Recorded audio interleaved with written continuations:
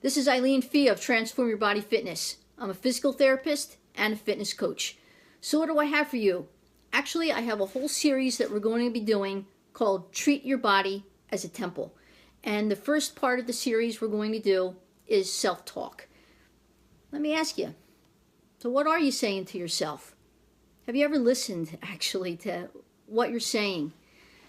A lot of times, if you haven't gotten to the point of achieving happiness, success, good health, I feel that typically speaking, you're saying something negative. You're saying, I am in pain. I would never. I can't. And you can fill in the blank with whatever. Did you ever listen and hear somebody that is either successful or on their way to success? They talk actually very differently. They talk in the future. They talk in positive terms. And while they may not always have those things yet, you can see they're moving towards that, and it's the way that they speak. And because it affects the way you think, it affects your actions, it affects how you feel. So that really is the essence of, if you've ever done goal setting and heard of affirmations. Affirmations, they teach you, you take a statement of I am, and whatever it is you desire, and you write it in the present tense, in positive terms, and as if you already have those things. So there's a projection of power. There's a projection of, if I send it out, this is what I'm going to get back. Sound familiar? If you ask for it, you shall receive.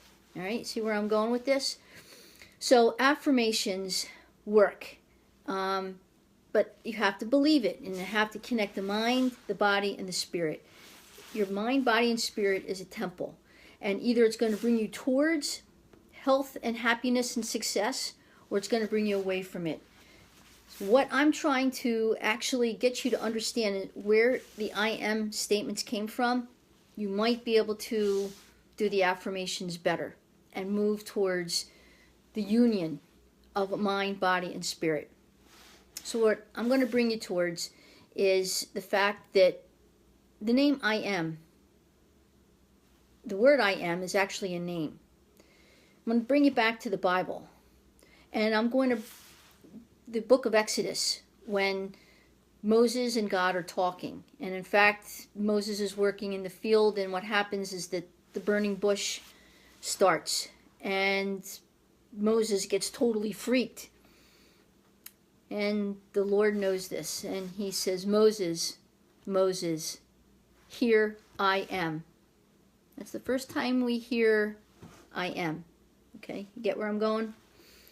So throughout this conversation that God and Moses have, God asks Moses to lead his people out of Egypt. Well, that's not an easy task. And somebody that's not had that kind of experience, it's kind of like, me? Why? You know, there's a lot of doubts. And so Moses gets to the point where he said, well, who shall I say sends me? And I just want to read a quote from the Bible so I don't get it wrong. God answers Moses and says, I am has sent me to you. This is my name forever, and this is my memorial to all generations. And that's in the book of Exodus, chapter 3, verses 14 and 15. So what is my point? Actually, let me take you one further, and then I'll really make my point. The Ten Commandments. When God gives Moses the Ten Commandments, and one of them is, thou shalt not take the Lord's name in vain. Again, the Lord's name, God's name, the universal energy, the source.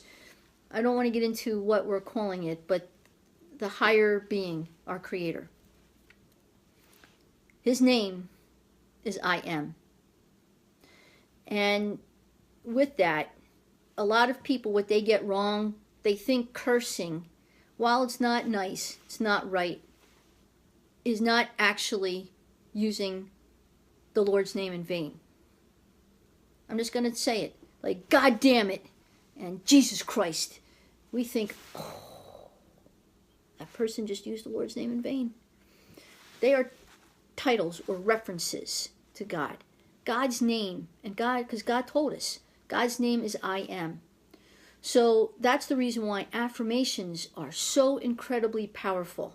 They're sending out the power of God so that we can receive those gifts. Ask and you shall receive. And it's done in the form of I am. But a lot of times we don't realize that we're putting affirmations out. Like when you write an affirmation, when you're trying to attain a goal, and you're purposely saying a statement. But what about everyday life?